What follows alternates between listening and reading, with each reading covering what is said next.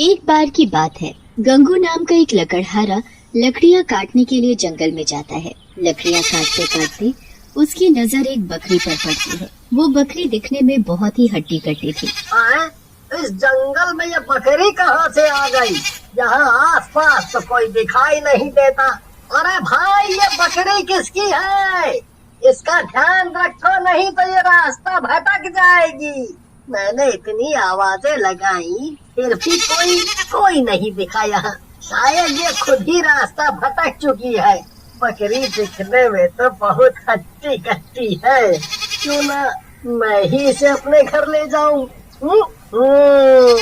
गंगू लकड़ियाँ छोड़कर बकरी को अपने साथ अपने घर ले जाता है। घर पहुँचते ही उसकी पत्नी मधु उससे पूछती है, तुम तो जंगल गए थे, फिर ये बकरी कहाँ से पकड़ लाए? ये बकरी हमें जंगल में मिली। जिसको जो चीज मिल जाए वो उसी की होती है, इसलिए ये बकरी अब हमारी है। हाँ, अगर इसका मालिक इसे ढूंढता हुआ यहाँ आ गया तो?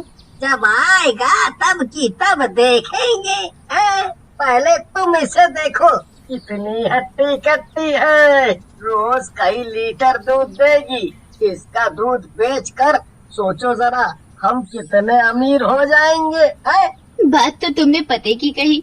गंगा और मधु बकरी के मिलने से बहुत खुश थे, पर उन्हें ये नहीं पता था कि जिस बकरी को गंगू जंगल से अपने घर ले आया है, वो साधारण बकरी नहीं, बल्कि एक बकरी के रूप में चुड़ैल है, जो बकरी का रूप बदल कर लोगों को खा जाती है। अगले दिन मधु सुबह सुबह जल्दी उठ जाती है, क्योंकि उसे आज बकरी का दूध जो निकालना था। आजा आजा मेरे पास। तू अगर मुझे ढेर सारा दूध देगी तो मैं तुझे खूब हरी हरी घास खिलाऊंगी, ठीक है? ओले ओले, आजा आजा आजा। मधु जैसे ही बकरी का दूध निकालती है, उससे दूध नहीं खून निकलता है। खून को देखकर मधु बहुत डर जाती है और पीछे हट जाती है। सुनो जी, सुनो, जल्दी आओ बाहर।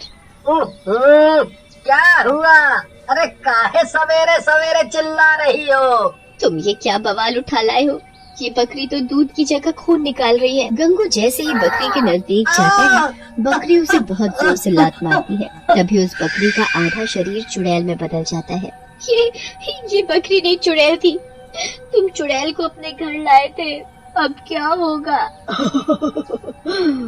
मुझे अकेला पाकर और हट्टा कट्टा देखकर उठा लाए, पर शायद तुम्हें ये नहीं पता कि मैं इतनी हट्टी कट्टी तुम जैसे इंसानों को खाकर ही हुई हूँ।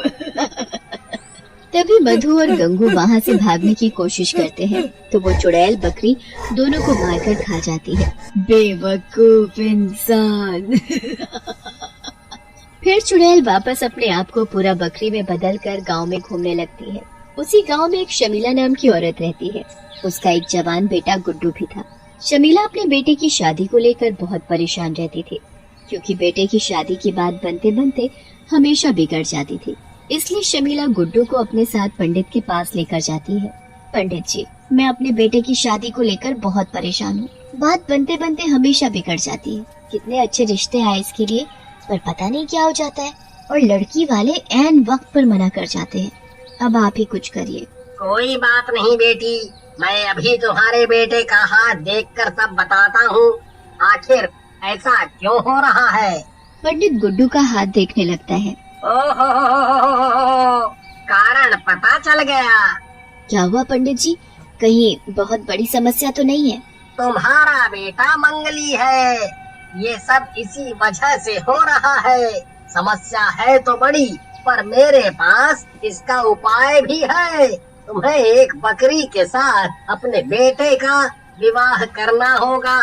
ऐसा करने से तुम्हारे बेटे के ऊपर से मंगल दोष उतर जाएगा। फिर तुम इसकी शादी कहीं भी कर सकती हो। पंडित जी, ये सब बताने के लिए आपका बहुत बहुत शुक्रिया। फिर शमीला और गुड्डू वहाँ से निकल जाते हैं।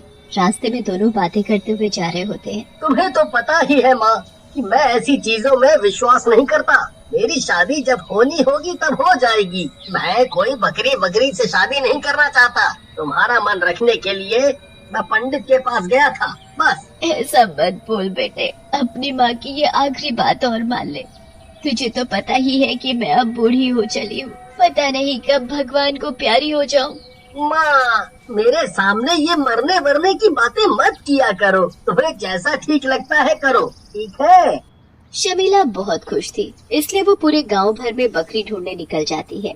कोई भी गांव वाला अपनी बकरी उसे देने के लिए राजी नहीं था। कुसुम बहन, क्या मुझे एक दिन के लिए अपनी बकरी दोगी? अचानक तुम्हें मेरी बकरी की क्या जरूरत आन पड़ी? वो पंडित जी ने बोला है मेरे बेटे के ऊपर मंगल दोष है। बकरी से शादी करने के बाद उसके ऊपर से मंगल दोष उतर जाएगा, इसीलिए चाहिए। हाय राम, इसलिए चाहिए थी तुम्हें बकरी? तुम मेरी बकरी को मारना चाहती हो? तुम्हें पता नहीं कि ये सब करने के बाद मेरी बकरी मर जाएगी? नहीं नहीं, मैं तुम्हें अपनी बकरी नहीं दूंगी। शमीला बहुत परेशान थी। थोड़ा आगे चलने के बाद उसे कहीं से बकरी के मिमियाने की आवाज सुनाई पड़ती है। शमीला आवाज की तरफ दौड़ती हुई जाती है। झाड़ियों के पास वही भूतिया बकरी खड़ी थी। शमीला इधर उधर देखती है और चुपचाप उस बकरी को अपने घर ले जाती है।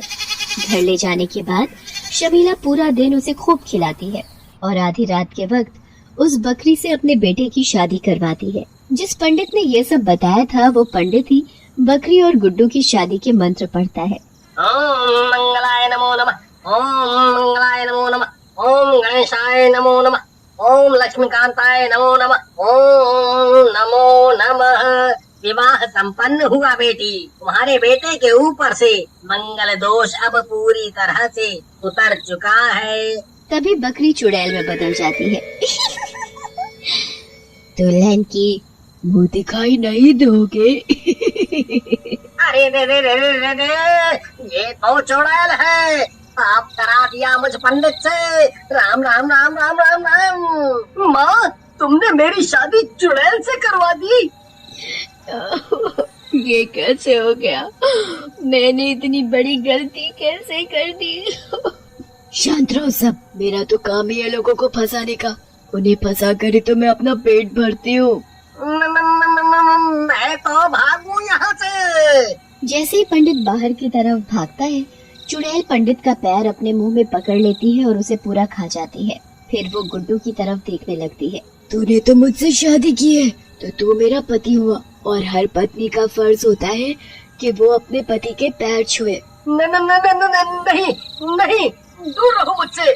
मेरे बेटे को छोड़ दे चुड़ैल।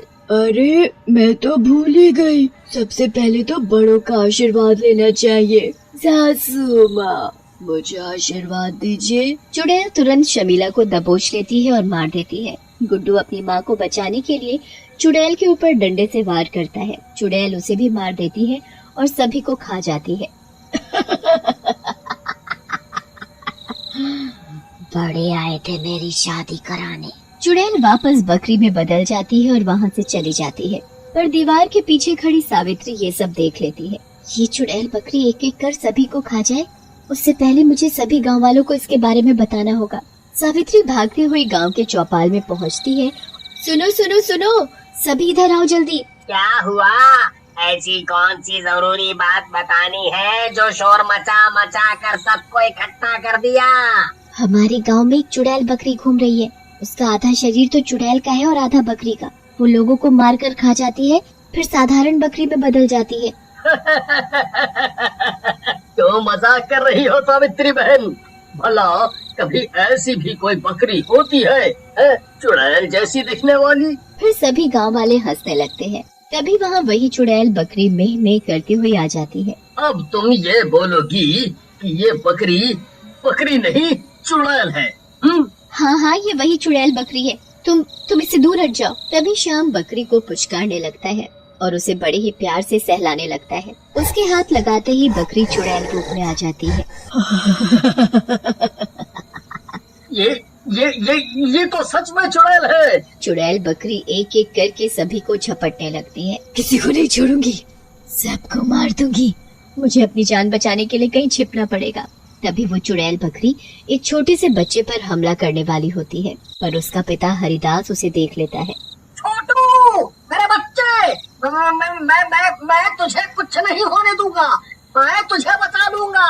हरिदास को कुछ भी समझ में नहीं आता, क्योंकि चुड़ैल बिल्कुल उसके मुन्ना के सामने ही खड़ी थी और मुन्ना जोर जोर से रो रहा था। जैसे ही चुड़ैल मुन्ना पर हमला करती है, वैसे ही हरिदास कुल्हाड़ी लेकर उसके सामने आ जाता है और वो कुल्हाड़ी चुड़ैल बकरी के पेट में घुसा देता है। चुड़ैल वही तुरंत मर जाती है और हरिदास अपने मुन्ना को उठाकर अपने सीने से लगा लेता है। अब सभी गांव वाले उस चुड़ैल बकरी के डर से आजाद थे।